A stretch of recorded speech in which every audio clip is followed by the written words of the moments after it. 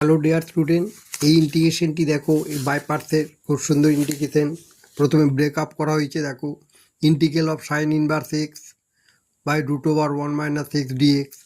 তারপর sine inverse x equal to first function, second function হচ্ছে dx by root over 1 - x dx minus d dx of first function into integral of second function whole integration of dx.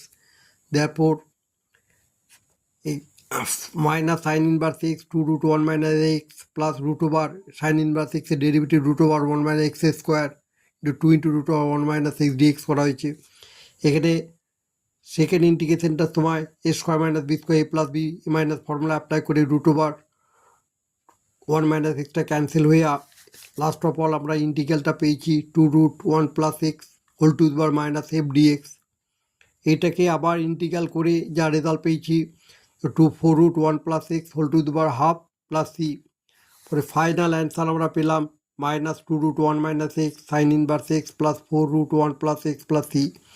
Actually DX of root over 1/x integral, এই যে integral সেই formula অনুযায়ী আমরা এখানে এই যে according to formula আছে x plus B whole to the power n dx, x plus B whole to the n plus 1/n+1 1/a plus C.